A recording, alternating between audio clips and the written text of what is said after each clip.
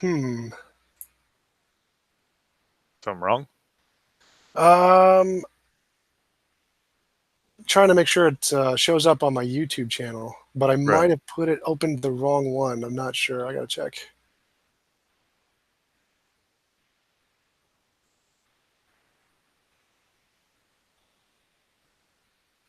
Home.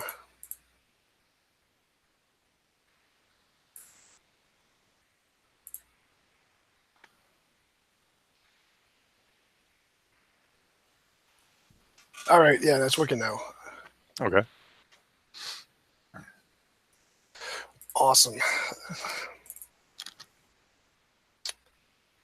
So, Dr. Zweerink, thanks for coming on. I really appreciate you taking the time to have a conversation with me.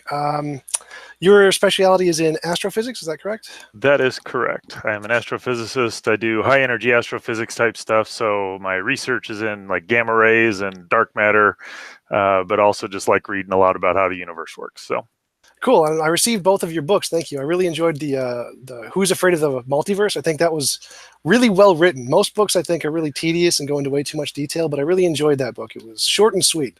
well, thanks. I appreciate it though. That was kind of my intent in doing that, is to help people understand the general picture of what's going on there. All right, so I've been working on a new intro to try and explain my position more clearly. So I'd Okay. like to present it to you and hear your thoughts. So here goes. So my current position as an atheist is that none of the arguments or evidence used by religious apologists indicate a God at all. I don't just mean that I'm not convinced. I mean they are objectively vapid and indicate nothing. They don't move the dial a single percent, a tenth of a percent, a hundredth, a thousandth. They, all of them collectively, when taken together, the cumulative case adds up to exactly nothing from my perspective. This is my positive claim, and I hold the burden of proof for it. So if you demonstrate any argument individually or any combination of arguments indicate a God to any degree, even a single percent, then that will falsify my position. I'll stop being an atheist and I'll convert to agnosticism. The reason I believe none of the arguments or evidence indicate a God is that all human knowledge is tentative, provisional progression, like counting. We start with zero knowledge, and then we add knowledge to the human database by going up like 1, 2, 3, 4, 5. But we cannot ever say we've reached the biggest number. That isn't an option. It's not even a potential candidate option, because there's nothing within any form of human knowledge that can justify a stopping point for truth, which there could not just be some greater truth beyond it. We can always add one. So because we can't establish a stopping point for truth, that's like claiming a stopping point for truth is like claiming there is a biggest number or a biggest truth. And for example, the position of metaphysical naturalism, which is the position that the natural is all there is and there is absolutely no supernatural. Even given all of the evidence of the natural world, that does not show there is no supernatural, because there could always just be a supernatural realm out there we just haven't discovered yet. So you can't justify the conclusion there is no supernatural. If you even consider the question, what possible evidence could ever justify the claim there is no supernatural? I mean, there's essentially nothing that can justify it. It's like saying there's a biggest number or a biggest truth. There could always just be one more beyond that. And that's due to the problem of induction and problem of undetermination. Even given all of the stuff we currently know, that doesn't mean that we can rule out possibilities infinitely far into the unknown future. So you could only ever say something tentative, like saying, given what we currently know, there is no reason to believe in the supernatural, using the tentative evidence of what we currently know to get a tentative conclusion of there's no current reason to believe. But you couldn't say something like, given what we currently know, there is absolutely no supernatural, because that's a contradiction, using inductive evidence to justify a deductive conclusion. The statement we currently know only applies to the known things, and the statement there is absolutely no applies to all of the unknown things. So that would be using the tentative evidence to be an absolute conclusion. Given what we currently know, there is absolutely no, and that doesn't work. So the statement, there is absolutely no supernatural, is a stopping point for truth, which we can't justify with any form of human knowledge, like claiming it's the biggest number or the biggest truth. But the same thing applies to a God. For example, God is by definition not created, or to rephrase, there is only one God and no super God, as opposed to there is no supernatural. This claim fails for the exact same reason as metaphysical naturalism, which is that there's only the natural world and there is no supernatural. Even if we had as much evidence for a God as we do for the natural world, that would not show God was not created by another greater God for the exact same reason. There could always be another greater God out there we just haven't discovered yet. And this applies to all of God's metaphysical or omni properties, like all-powerful, all-knowing, all-loving, eternal, necessary, divine aseity, pure actuality, perfect simplicity, etc. There could always be a God out there that's more powerful or more knowledgeable or more good. These problems, the problem of induction and undetermination, are only a few examples of many equivalent problems that exist in every form of human knowledge to show that no form of human knowledge can justify those kinds of stopping points for truth. In epistemology, you have the problem of the criterion, Agrippa's trilemma, the problem of the universals, the problem of easy knowledge. In math, you have Gödel's completeness theorem, logic, Tarski's indefinability theorem. In moral knowledge, you have the open question argument and the fact-value distinction, which apply both to natural and supernatural sources. So claiming something has any of those omni properties is like arguing this is the biggest number. And that cannot be supported with any form of human knowledge, making such claims unsupported assertions, which you can make about anything. So you would need some kind of fideistic belief in those properties at least, because they can't be supported by human knowledge. This is why science and secular philosophies don't make those kinds of absolute claims. So to summarize my argument, all forms of human knowledge are only tentative additions like counting upwards. Absolute omni properties are like arguing for a biggest number or a biggest truth. No amount of human knowledge can indicate a biggest truth. God has omni properties, therefore God is not supportable by any form of human knowledge. So in my view, we should do away with all of these omni properties, which I refer to as top-down worldviews. So any worldview that has these omni properties, including like metaphysical naturalism, we should do away with those and only make claims of tentative additions to human knowledge, which I call bottom-up worldviews, like what science is. Now that's a summary of my position, and I believe I can demonstrate this for any given argument that to show that it doesn't indicate a God because of the reasons I listed. It's like if we have a box and you said there's a rabbit in the box, and your evidence for this is that the box weighs 2 pounds. The fact the box weighs 2 pounds is not evidence of a rabbit because it can be equally explained by a lizard or a coffee mug or a weight or Legos, etc. The fact the same evidence works equally for numerous other options means it's not actually evidence of a rabbit. And this applies to evidence of a God. If I can show the same evidence and arguments collectively indicate a non-God equally as well as they work for a God, then they are not evidence of a God. Some alternatives would be like deism, pantheism, naturalistic pantheism, pandeism, acosmism, panpsychism, transtheism, polytheism, Pastafarianism, or the evil God, just to name a few. My preferred example is naturalistic pantheism, which is just eternal, all-powerful, necessary nature, but no consciousness. So it would not qualify as a God by most theist definition.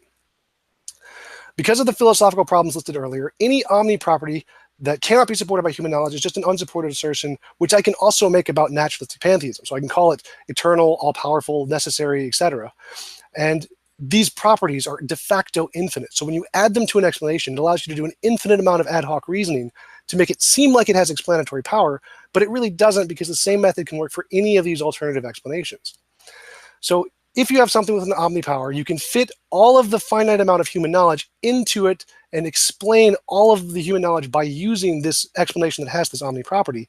A bridge of infinite length can span any chasm. So I can add these properties to the alternatives to theism, like naturalistic pantheism, to answer all of the arguments theism does equally as well. And I believe I can demonstrate this. So could you present to me, or could you tell me what reasons you believe indicate the existence of a God as opposed to anything else? And I'd like to see if I can demonstrate that those work equally as well for pantheism to demonstrate my argument. Or you can just tell me your thoughts on my introduction. Well, so I'm just kind of sitting through and thinking, and I guess there was a statement you made, and I was going to kind of loop back to it. It was one of the earlier ones. You made a statement of we can't know anything. Sorry, my paraphrase was we can't know anything definitively as true because to know something in that sense, or to know something definitively is true is a stopper. It's like knowing an infinite number. Does that mean that we can't know anything is true? Well, no, there's definitely some things I can grant math and logic, and I think therefore I am, and those kinds of things. But it's not specifically that we can't know anything that's true. It's that we can't know anything that has the contingent omni property. So, like, for God to be the objective basis of morality, he cannot have been created by another greater God. Like, it's contingent on that fact. It has to be true for God to be the objective basis of morality. But if I said, like, I'm holding a cup, that isn't contingent on it being on the cup like actually existing, because I could be in a delusion, but if I drink the water, it's still going to make me not thirsty anymore. So the fact that the cup is real or the water is real, it doesn't make me any, it doesn't make the water any less existent to my senses. So it's only these omni claims of things that must necessarily be absolutely true that are ruled out. All of the tentative scientific claims, those aren't contingent on that, so they don't meet the same burden of proof.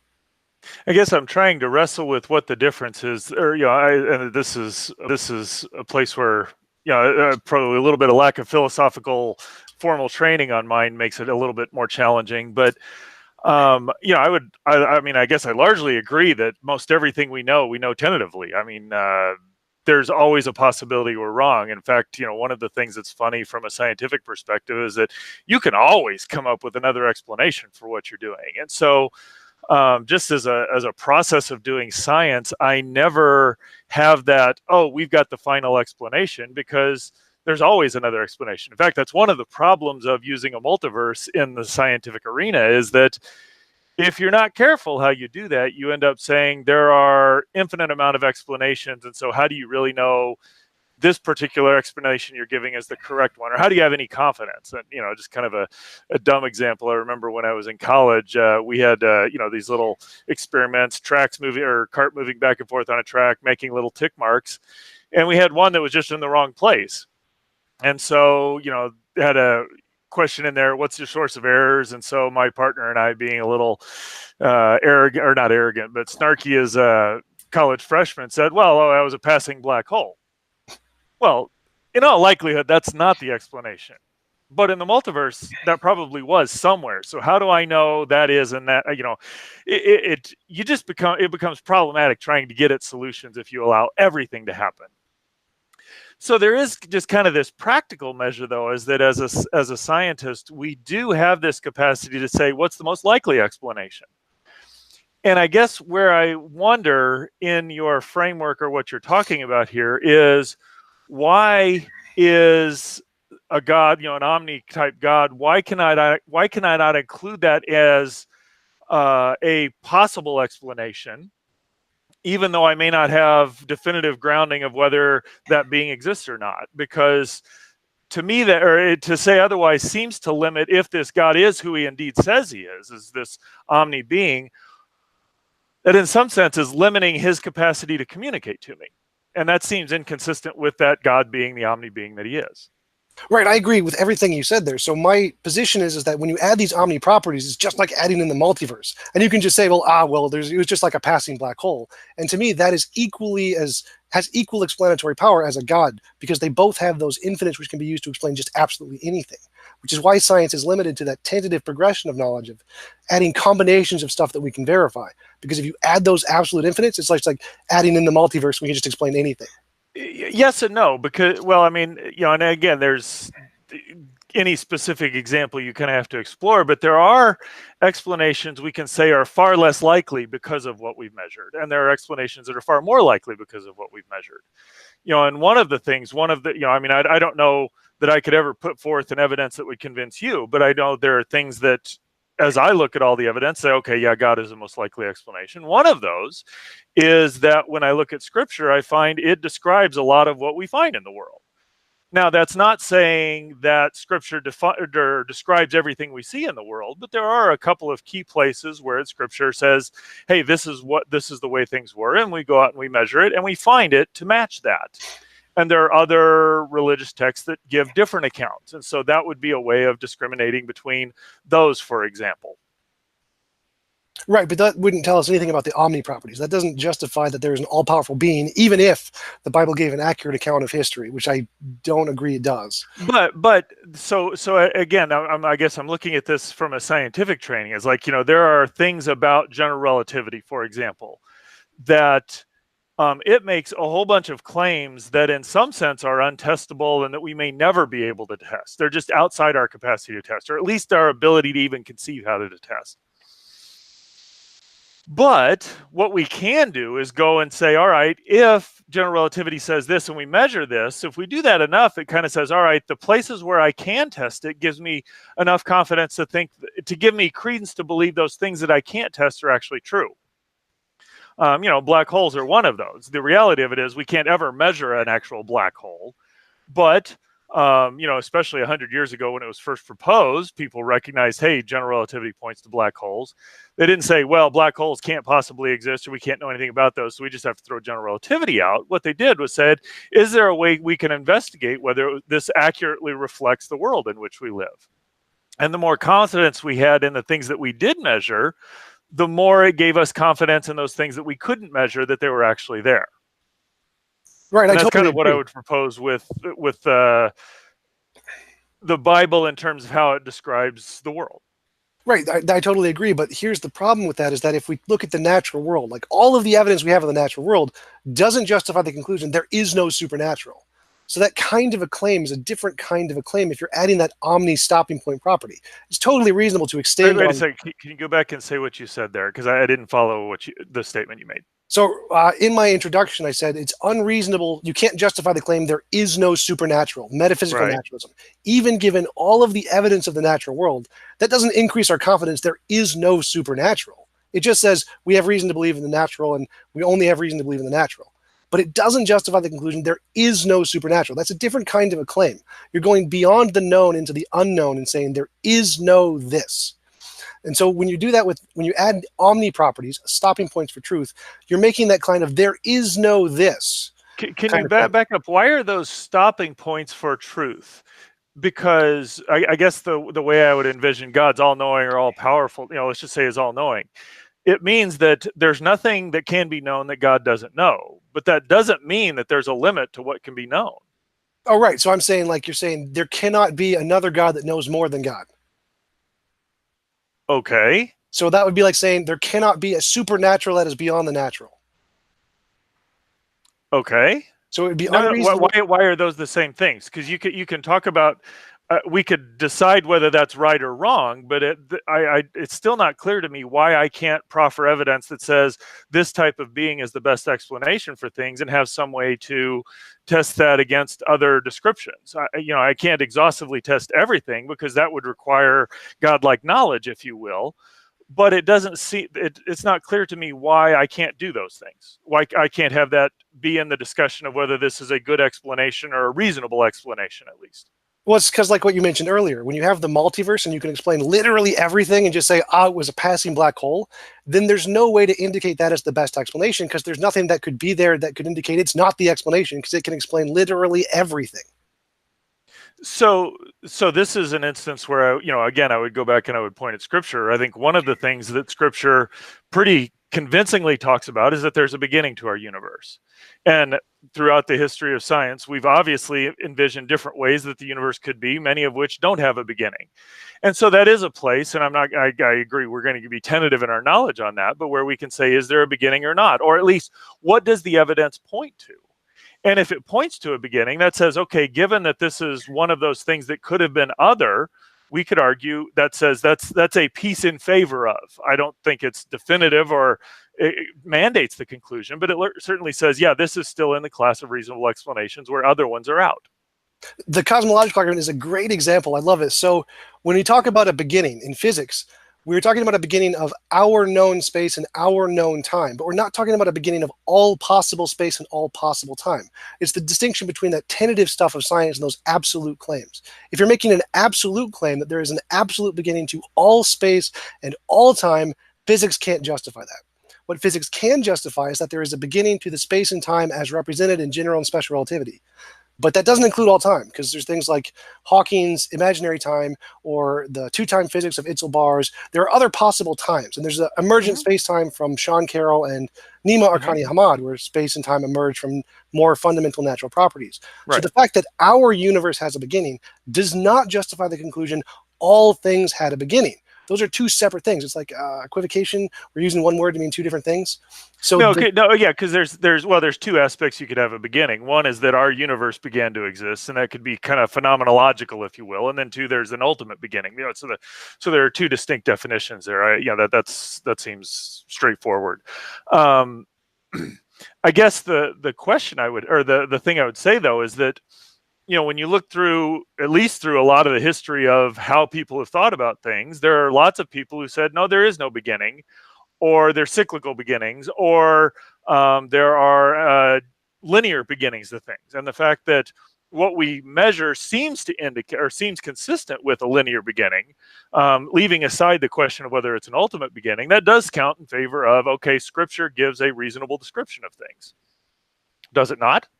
No, I would not say so, because it's like if I said there is ultimately there is a guy named Bob standing right there and there's nothing before Bob, and we discover Bob. Well, that doesn't mean there's nothing before Bob. It doesn't entail that there's an ultimate beginning there. So when you say that God created the universe, that's a claim of an ultimate beginning, like a stopping point for truth where there's nothing before it. So you hold the burden of proof on that to show there's nothing before it. Just discovering Bob doesn't prove there's nothing before Bob. No, so I guess I'm making a different claim or a different assertion there.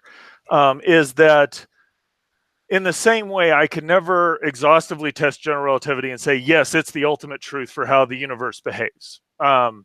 I'm even going to be a little bit flaky in that statement because I think there's ways we can show that. There's reasons to think it's not the ultimate explanation. But let's just say we're going to posit this as the explanation for everything.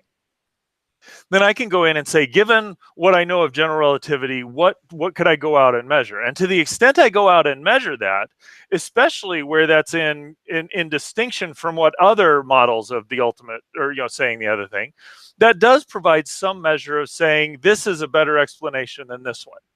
I'll grant you that I can't get to the final point where I say, okay, this has got to be, or it mandates.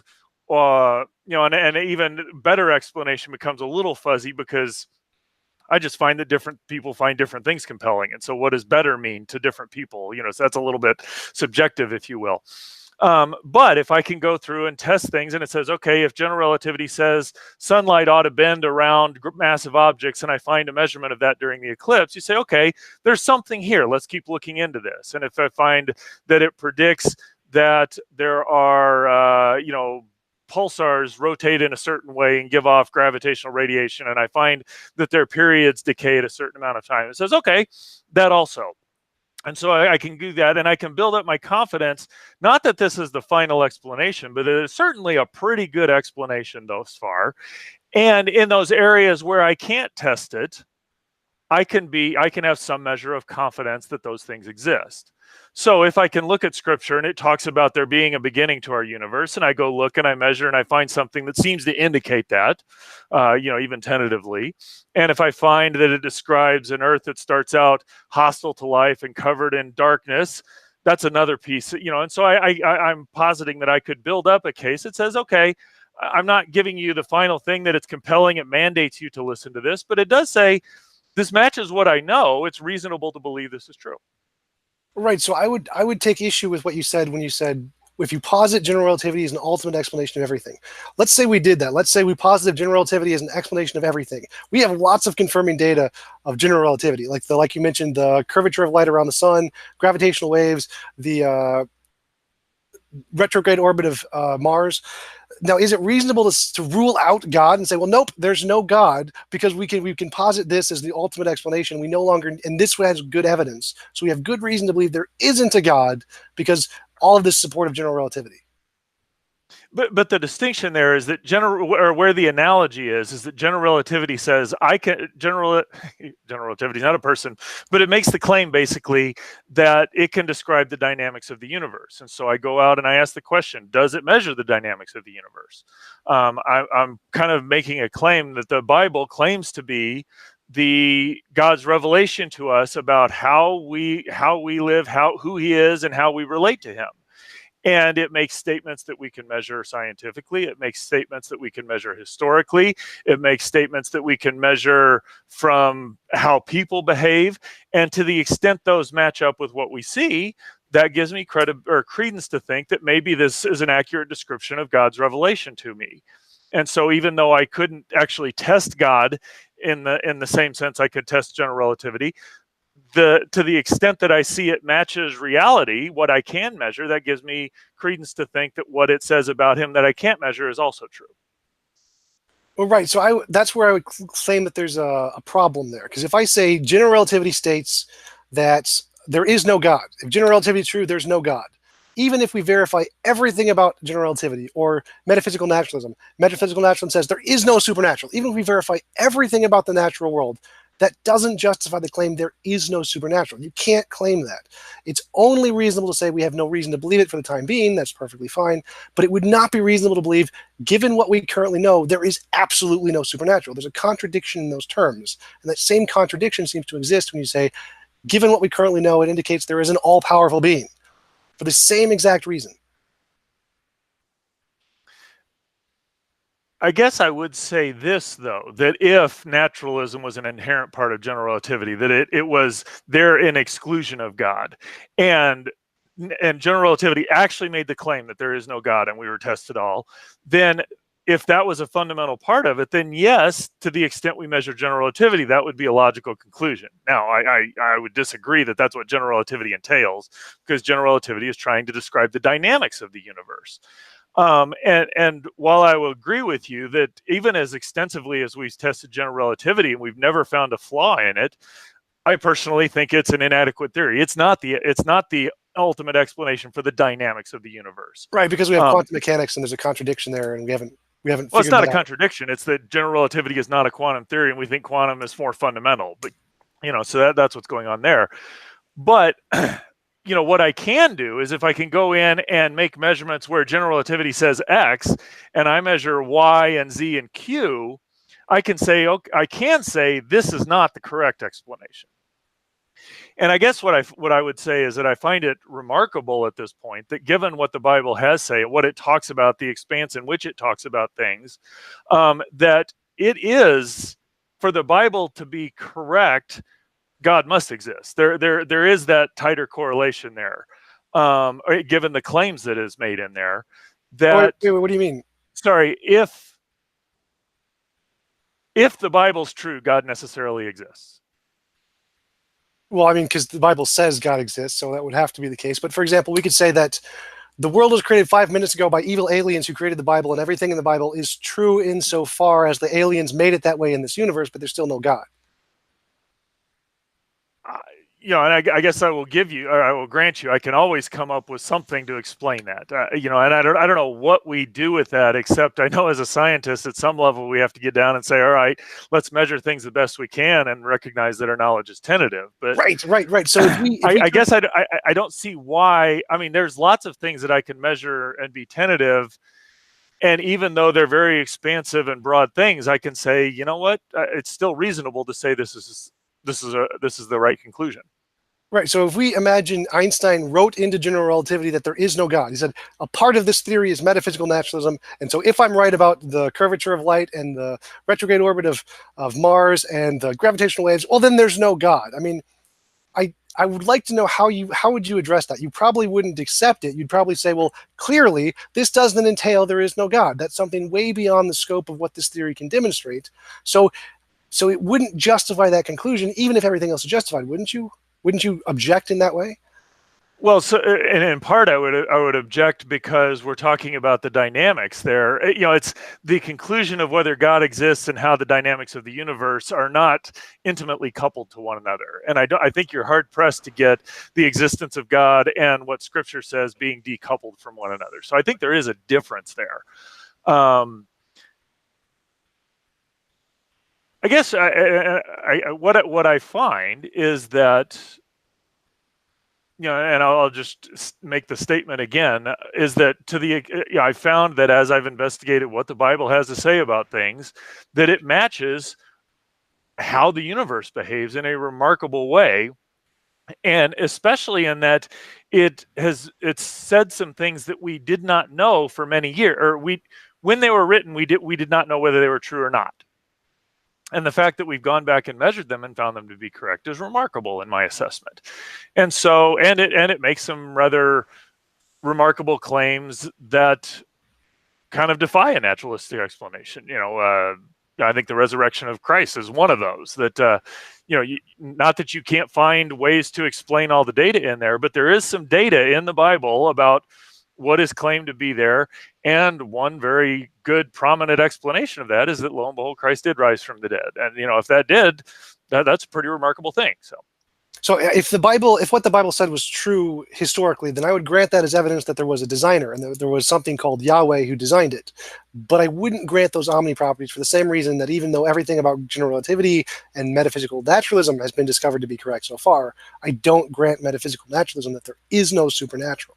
But, okay, hold on. Let me just step back to make sure I heard what you said there. So if you found that what the Bible said did accurately describe things, you would grant that there was a designer. I guess I'm curious, what did you mean by designer there? Just something to design the apparent universe. All the stuff that we know so far, if the Bible was made accurate predictions that we could test and was verified, I would grant there was a designer to the apparent universe and everything we can see and interact with, and that it was named Yahweh. Okay. But I wouldn't grant the omni properties for the exact same reason I wouldn't grant that there is no supernatural, even though all the metaphysical natural stuff has been verified. So for me, those seem like different kinds of claims. But I wanted to go back to your claim about the cosmological argument. You said that one of the things that you see that's true in the Bible that is confirmed is like the beginning of the universe. Now, from my perspective, there isn't one. It's only an apparent beginning to the local kind of universe we see. There isn't an absolute beginning. From my perspective, it just goes on past eternally and can be explained by some undiscovered natural phenomenon we don't know yet. So I don't see that as in any way as evidence of the absolute beginning the Bible claims, even though there's a beginning to this section of the universe. That does not seem to be evidence of the absolute beginning the Bible is claiming. And we can explain the beginning as like naturalistic pantheism, as just an eternal, all-powerful, necessary, natural phenomenon we haven't discovered yet.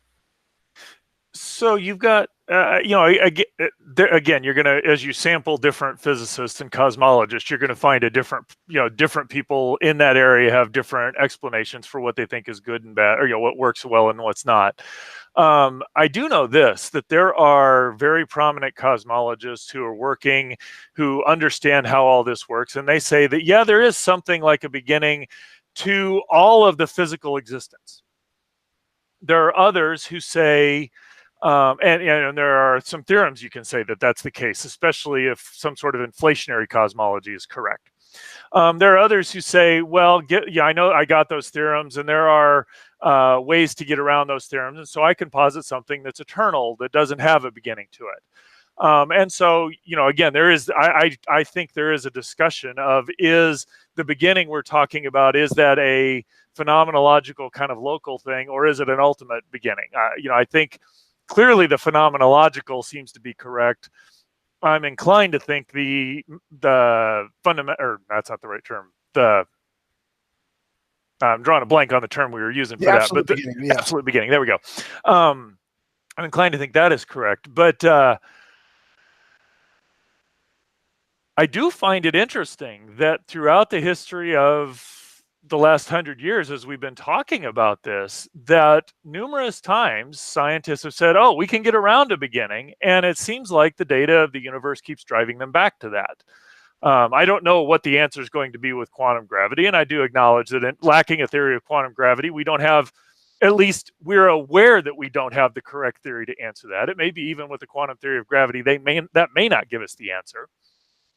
But I do find that remarkable. That to me is a piece of evidence kind of arguing that the universe seems to be pointing us to a beginning quite often, even though we can't know it definitively. I wanted to ask you about what you said earlier about that there are physicists who believe that this is an absolute beginning. Because I've talked with a number of physicists who claim that this is an absolute beginning, but when I press them on it and say, well, is this a beginning to everything? Or is it just everything we know about, all of the stuff that we can measure? They usually grant that, no, it's really about the stuff we can measure. They're usually talking about a phenomenological beginning. They just call it an absolute beginning because it's all the stuff we know about. Why would we even talk about anything else? And most of those physicists are secular naturalist physicists. I think that's a little bit of an overstatement, but I will go. One of the popular models out there is one by Alex Vilenkin, and it was popularized by Lawrence Krauss in his book, A Universe from Nothing.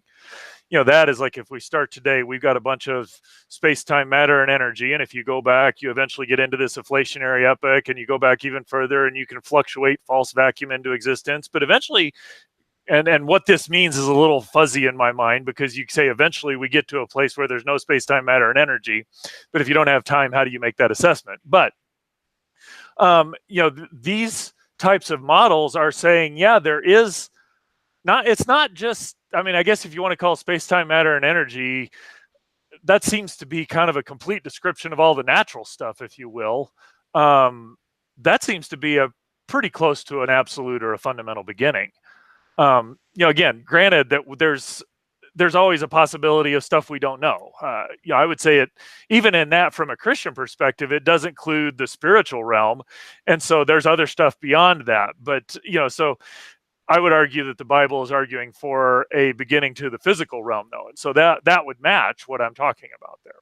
Well, right. I would go further than that. And I'd say that time, space, and matter is not the extent of the natural world. Like we have theories of emergent spacetime from Nima Akarni-Hammad in his paper, The Amplituhedron, and Sean Carroll, who argues that emergent spacetime or spacetime are emergent from more fundamental natural properties that don't include spacetime.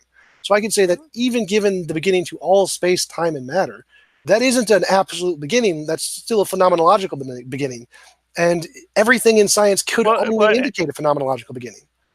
No, and I would agree there. And I guess my point there is just kind of twofold. One, we're reaching out at the limits of what we can know, and so you've got people talking on both sides, and we really don't know. At this point in time, we have no way of knowing. We have no physical tests, experimental, empirical data we can do that weighs in either one, which of these is right or wrong. I do just find it interesting, though, that what we can know, the theorems, the BGV theorem and the inflationary one, the ones that seem to be popular amongst cosmologists, not that we can't get around it, but the idea of something where all the space-time, matter, and energy come into existence. That's remarkably like what the Bible's talking about. I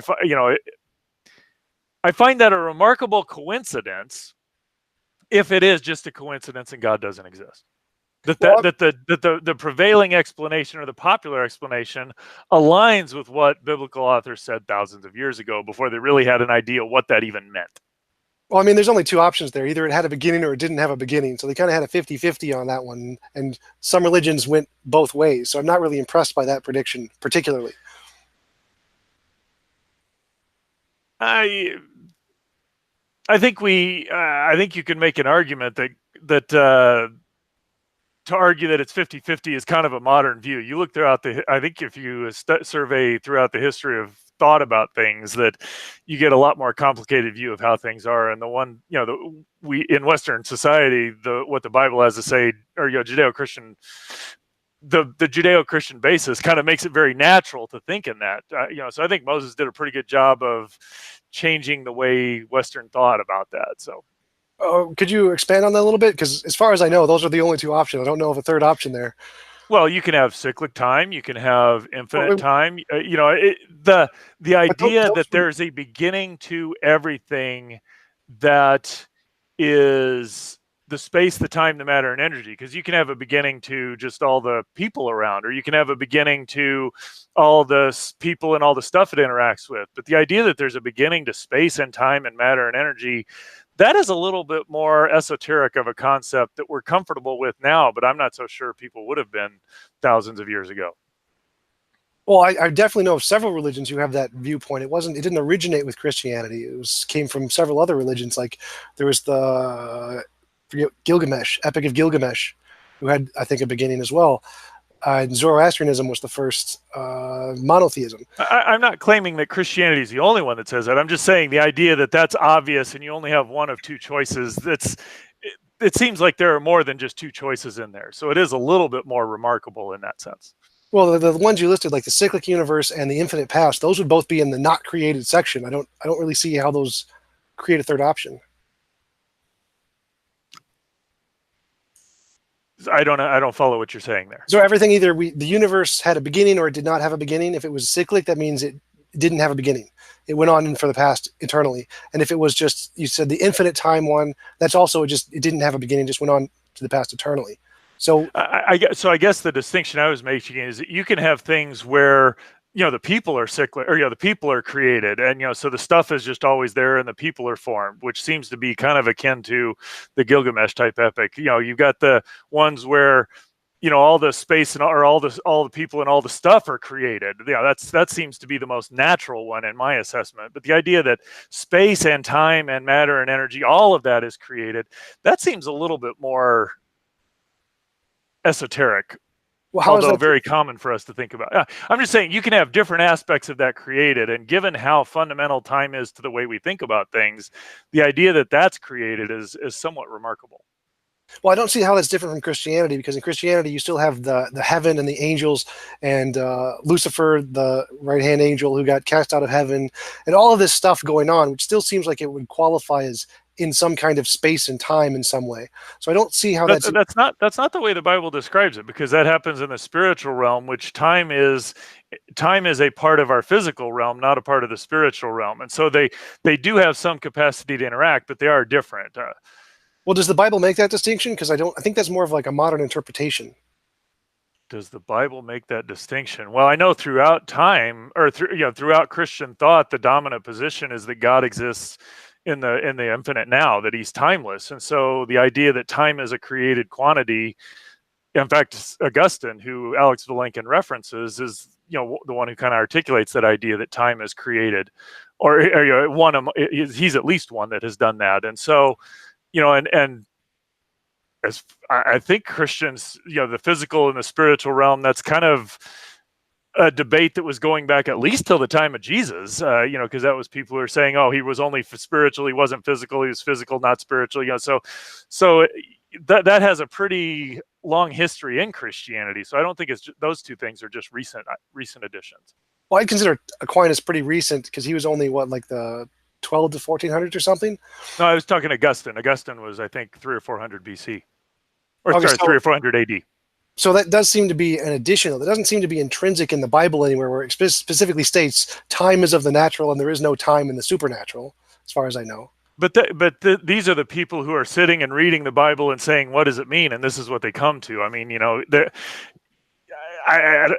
if this is what the people who know what the Bible has to say and are deciding what it means, and they say this is what it means, I kind of have to take that. I don't get to go in and fashion my own interpretation of it in that sense. So, well, yeah, it seems very suspect to me, because it's that idea of time not existing, but things that happen in the supernatural, but it's somehow not related to time. It's equally as strange as the idea that time can be emergent from some more fundamental natural thing. But I don't think that is in any way evidence or credence to the Christian position, because it's the same kind of thing. It just seems to be like a classification of a term with a modern incarnation of at least maybe the 300 BC or whatever, or AD. But it doesn't seem to be indicative of the truth of Christianity. It just seems to be kind of like a category. We were just categorizing it like in this way, but it happens to mimic the way we categorize time in our modern sense. But I don't see that as evidence. How is that evidence? So, but the idea that Christians who are reading the scripture and who come away walking with that, and it may predate that, because that may actually date back into the Old Testament. I know that Augustine was talking about it. Thousands of years before we could talk about that in any sort of real scientific sense. That's pretty remarkable, because I don't think the idea that, given how fundamental time is to humanity, the idea that we're talking about time being outside, time not being fundamental, that is somewhat remarkable in my assessment. Well, yeah, if the Bible literally said the lines, time and space was created at this time 13.4 billion years ago, I would be impressed. But it seems to be more like a vague interpretation of humans like Augustine, rather than something the Bible actually says. So, for example, Hinduism says that the world is 4 billion years old. They got it pretty close. That's pretty impressive, but I'm not compelled to believe in Hinduism. Okay, I guess the point the only point I'm trying to make there is that, people looking at what the scripture had to say and saying, what do we do to interpret this? How do we best interpret this? They come out and they say, it says this.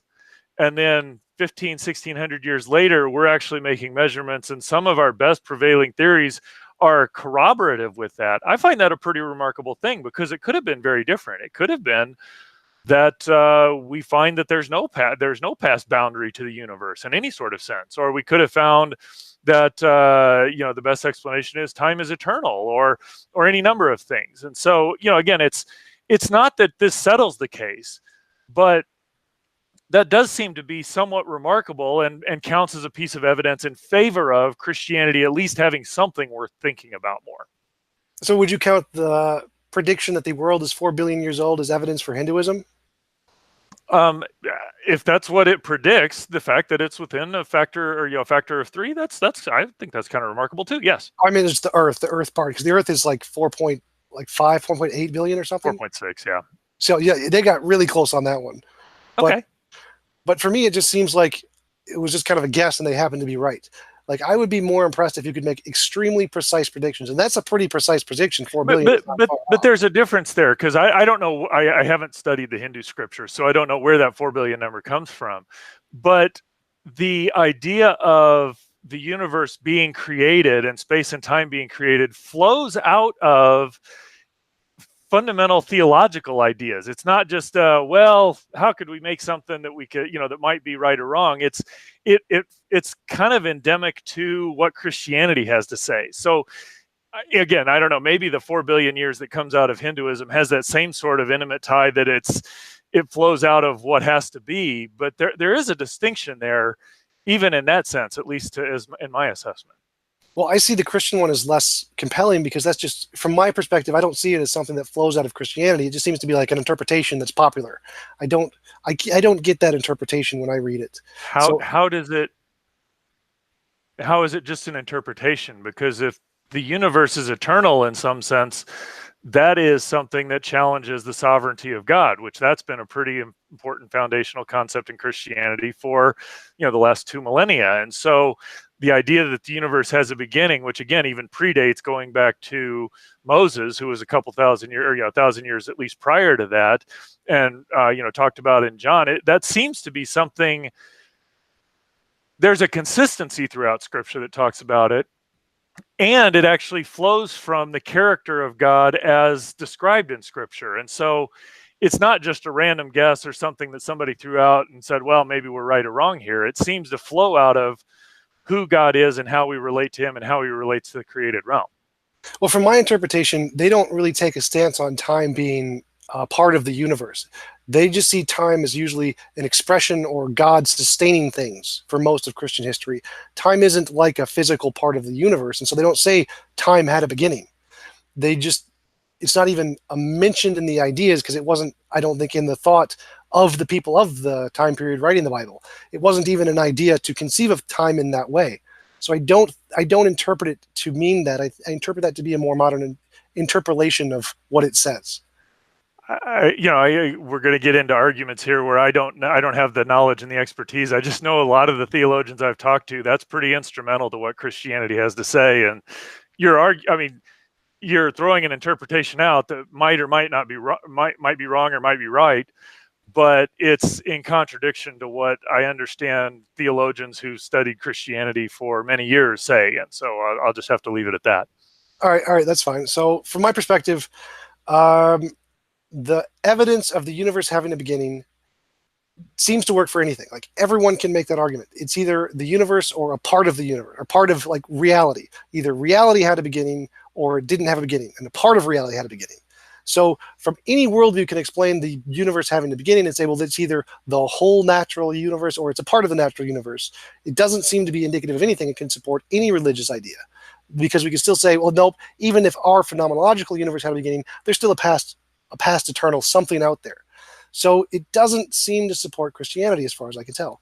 Like, why would this phenomenological beginning, a beginning of space, time, and matter, why do you extend that to mean everything had a beginning?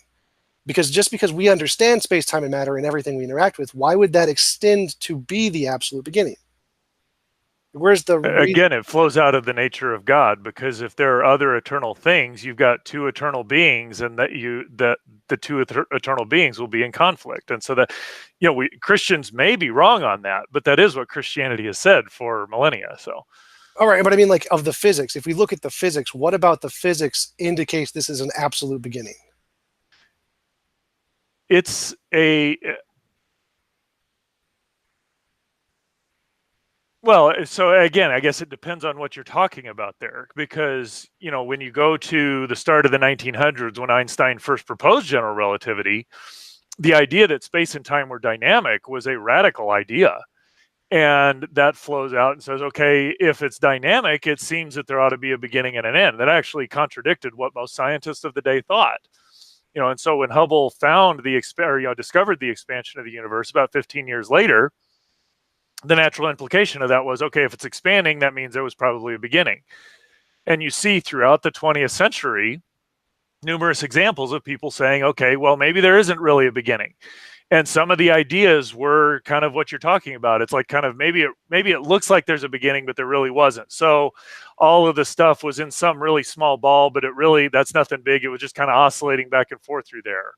Or maybe the beginning only seems to happen because we're assuming a symmetry that isn't there. We're assuming that the universe isn't rotating. And they kind of work through all of these different things. And as they said, okay, well, maybe we don't need a beginning because eventually something came back and says, no, that doesn't work. And so, and in fact, one of the models in there was that there's really no beginning. It's just the universe is expanding, but new matter is being created all the time. I mean, that's, to our modern sensibilities, that's a pretty remarkable thing that, oh yeah, we're just going to say matter's being created. But, that was a testable, we could go out and see whether that was correct or not. And again, the universe pointed and said, no, that's not the right explanation. And so you said, well, maybe there is a genuine beginning, but it's just kind of bouncing back and forth. And, there's some problems with that model too. And, one thing I remember the excitement when inflationary models came out, because as they were starting to look at inflation, that the inflation that actually, or the way you got inflation to work that actually explained our universe, once it starts, there's nothing that causes it to stop, which is really a remarkable thing. There's just some weird ideas that come out of science, and that they're actually workable is bizarre in my assessment sometimes. But people were saying, well, if it's gone on forever, maybe, or if it will go on forever, maybe it has been going on forever. And so again, you can do calculations and say, okay, given these conditions, what can we say about whether there's a beginning? And the one that I think is pretty remarkable is you say if the universe on average is expanding, which is what inflationary models do, then you end up with a boundary where there's got to be something beyond what we can know. Now, I will grant you, we don't know what the nature of that is, but the idea that there's something beyond the physical stuff that we can know is an idea that's consistent with Christianity again. And I think that's a pretty remarkable thing, because by and large, our ideas and our drivenness has been to say, how do we explain everything without having to look outside what we can know, the physical stuff of what we can know? So the fact that there's this thing that says there's stuff beyond what we can know, even in principle, is a remarkable idea. And again, one that's consistent with Christianity. That's what it said. So. Well, so all of the examples you brought up of how that we make theories and then confirm those theories don't work, all of those things are limited to principles, particles, and laws in the field of physics, and they're combining them in different ways to make predictions. But if they're allowed to make up new properties that we haven't discovered yet, like all-powerful, all-knowing, outside of space-time, whatever, and add those in, well, then they can make them work. They won't be falsifiable anymore. So your point is? When you add these properties into a theory, it can explain anything. So all of these things you listed that don't work, they only don't work because they're limited to the known stuff. But if you can add in these omni-absolute properties, you can make them work. You can make all of them work. Well, so there is a principle that works for scientists, and there's ways to abuse this principle in numerous aspects. But there's one thing that's been true throughout the history of science, is that generally the simplest explanation works. And so if you and I talk about things and we want to explain some phenomena, and yours has 12 steps and mine has 3, and they both adequately solve everything, as a general rule, the 3-step solution has been more accurate than the 12-step one. Again, I'm not going to solidify that into some law or whatever, because I think that's a problem. But what I find intriguing is that when you look at Christianity, okay, yes, you can throw that, or there to some extent, when anything can happen, you can get you can explain anything if anything can happen. I don't think Christianity says anything can happen, because there are specific things about who God is and who he isn't, and how he has done things. And there's ways he's revealed that says this is what is and this is what isn't. And these cities have existed and other ones that just haven't been talked about.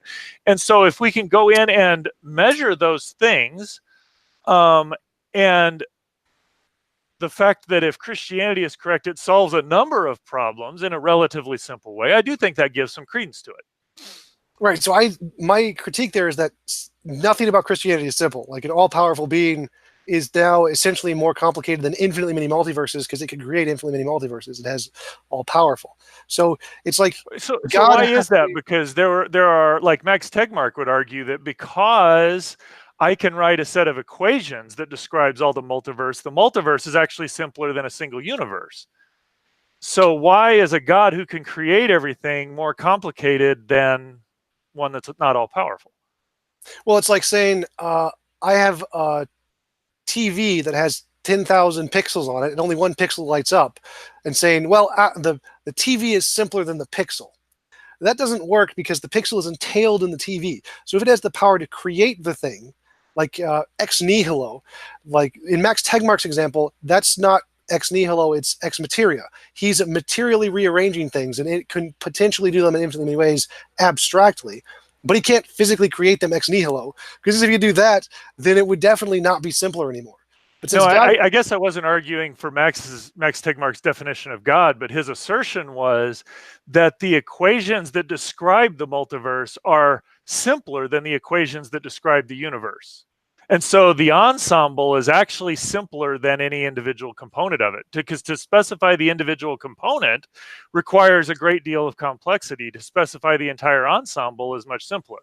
And my only point there is, why is it that an all-powerful God is somehow more complicated or complex than a lesser God, I guess? That's not clear to me that follows. I wouldn't say an all-powerful God is more complicated than a lesser God. I'd say the God concept is... Well, I'd say that an all-powerful God is more complicated than a multiverse, because God could create the multiverse. So anything that God could create ex nihilo must necessarily be less complicated than God.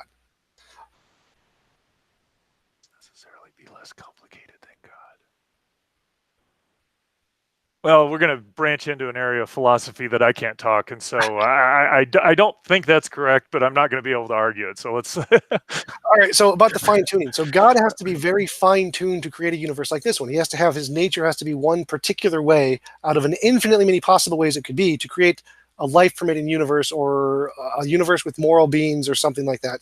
So who fine tuned the fine tuner? Wait a second. Why does God have to be a one particular way? My contention is God could create the universe however he desired. So he chose to create it this way. So why does he need to be fine-tuned? Well, he has to be fine-tuned to have the desire to create this kind of universe, as opposed to a universe that's just all evil, or with no beings, or with only Cheerios and puppies, or whatever. God could create infinitely many possible universes. So he could create infinitely many possible universes that are consistent with his character. I do think that's an important distinction. But so that's the part I'm focusing on, is consistent with his character. God's character has to be finely tuned to make it so that he would choose to do this kind of a universe, as opposed to a different kind of universe with no moral beings.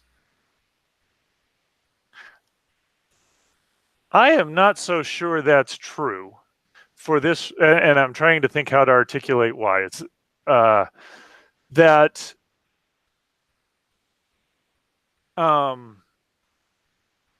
if I have a lot of options as a finite being, the only way to get more options is to add greater capacity and more divisions, if you will. But I don't know that infinites behave that way. And so it's not entirely clear to me that statement you're making about God needing to be fine-tuned is a finite view of how you do things, assessing an infinite, of how an infinite would do things. Because God, I would argue, God has the capacity to choose what he does, but I don't see how that requires fine-tuning. That just requires capacity to do an infinite number of things. Well, could God do an immoral thing? Like, could God lie? That would be inconsistent with his character. Right, so God can only do things consistent with his character. Correct. So his character limits the options of his choices. Character limits the options of his choices. Like, he couldn't do something against his character like lies. It's not possible. Okay, that's just an odd terminology, but okay, I'll grant you the odd terminology, but okay. Right, yeah, so God's character has to be finely tuned to make it so that he chooses to be in this category of things, to create a universe like ours, making it consistent with his nature, as opposed to being tuned in a different way to make this kind of universe not consistent with his nature. I guess I'm wrestling with what your point is and where you're going at, because God is whatever he makes is going to be consistent with his nature of necessity. Remember the response to the what's it? Oh, it starts with an A. Anthropic principle. Okay. So the same argument can be made for the universe or the multiverse or the boundary conditions. We can say the boundary conditions don't need a fine tuner because they are that way by necessity due to their nature. Essentially, what you're saying about God. And so, just like you're saying that the universe needs fine tuning, I can say God needs fine tuning. If God doesn't need fine tuning, I can use the same solution to the universe because of its nature or its character or whatever, some fundamental brute fact kind of a thing. Okay. I at some level, yeah, I would agree with you. I mean, I think that yes, the fact that our universe looks fine-tuned needs an explanation. And it's either anchored in the way the laws of physics have to be, or the way the initial conditions had to be, or the being who created it made it that way. Yeah, I would agree there. Cool. That's really interesting. Oh, so here's so? What? Why is that interesting? Well, it seems to me like we can equally explain the quality of the explanation that you have for fine tuning being entailed in God's character is the exact equally as plausible as saying the fine tuning can be explained by being entailed in the character of physics. That's what I guess where I find that less remarkable or interesting is that idea that the laws of physics kind of had to be the way they were was the dominant idea when I was in college and graduate school, that we were going to find, as we unified the laws of physics, which is an interesting discussion in and of itself, that we were going to find that the universe had to be this way, and all of this fine-tuned stuff we see is actually just going to go away because there was no choice. That's very different than what we talk about now, because most physicists don't talk that way. The ones that do tend to be the older physicists who were practicing back in the 80s and 90s. What we talk about now, by and large, most physicists and cosmologists are all the initial conditions are realized somewhere. We just happen to be in the one that allows us to be, we're in the set of conditions that allows us to be here. So in some sense, the scientists are, I think if they're not careful, they're going to work themselves into a corner where science can't explain anything at some point. Oh, right, I agree. I'm not a big fan of the multiverse or the many worlds hypothesis because exactly what you said, it just explains everything. Right. But I agree with Stephen Hawking, who said that the fine-tuning is, I don't remember the exact quote, but he said something like, the fine-tuning assumes that the laws of physics couldn't be different, and there could be something that determines the boundary conditions that we just don't know about yet. Mm-hmm. And so that's the more of the position I take, and I say that there probably is some more laws that we just haven't discovered that will unify the laws or the boundary conditions we see now, just like we unified the weakened electromagnetic force, like Steven Weinberg. Mm-hmm. Right. Well, he wasn't the only one. There was more people involved in that, but yes. Only him. He did all the work. Only him. All right. Well, I'm sure the other people who got the Nobel Prize will be upset with that comment. So. No, and I think that's fair, and that's part of what I love about science is that we have the capacity to put these ideas out there and then ask the question, how would we go about testing them? Even in our discussion here, I could think of 12 million different scientific explanations for most of these things. And the reality of it is we're going to go do some tests and it's going to indicate that this is most likely right. And even though I haven't ruled out every other one, we're going to say this is likely the best explanation. And there's an interesting aspect is that scientists tend to have an intuition about how to do that. And I'll go back to the discussion of inflation. One of the things that I found very interesting was that when inflation was first proposed, it made a very specific prediction about the geometry of the universe or the density of the universe, which those two things were the same thing at the time. And our best measurements were a factor of 10 smaller than that. But yet most scientists thought, or most of the physicists thought it was correct because it was an elegant and simple explanation. And so, but again, that's, if I'm honest, this is one of the things I love about science. Is like we can throw these ideas out there and we can go out and test them and figure out which one actually has the best explanatory power out there. And even though we don't have the final explanation, we've never exhausted what there is to test. And that kind of does go to your point. I don't think there is an end to knowledge. I think there's always another thing we can know at some point. Right. Why do you think that most physicists don't usually accept the God hypothesis as the most explanatory? Is it that intuition thing you were talking about? Well, now you're asking me to get into motivations, because I know a lot of my colleagues are Christians and believe in a God of some sort. Well, Some are Christian gods, as some far are as I not. know, the polls based on physicists show that I think like 70% are naturalists or something. My understanding is it's had about roughly 40% across physics, chemistry, and biology tend to have a belief in a supernatural. I mean, we can quibble over numbers, but it's a substantial fraction. It's not a majority. And I think you're going to get all sorts of different answers from people who just really don't care and they like the way physics works. Physics is a lot of fun if you talk to physicists. You're going to get some who don't want there to be a God, and so they're drawn to explanations that way. Some who are saying, you know what, we're looking for how can we explain things in natural causes, and so they're looking at it that way. And then there are others who think God is the best explanation.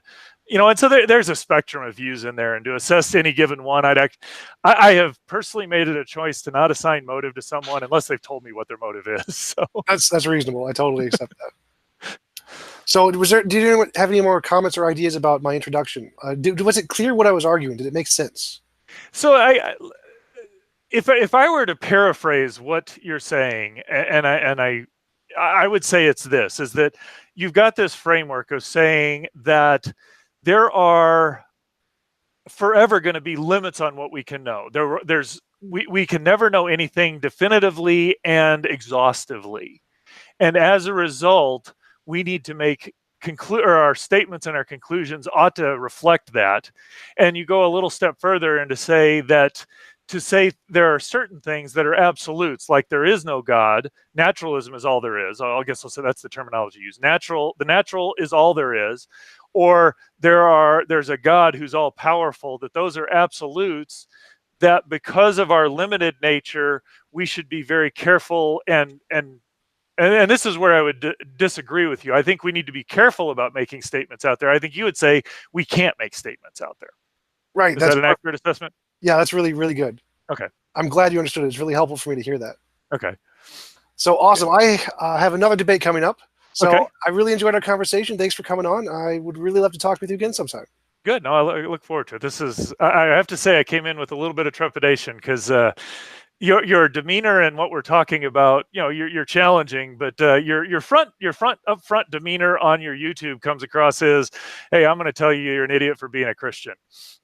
Oh, I apologize. That's definitely not me. Oh. And maybe I'm a little overly sensitive. So I've enjoyed our conversation tremendously. Look forward to doing it again. So. Absolutely. Thanks for coming on. Talk to you later.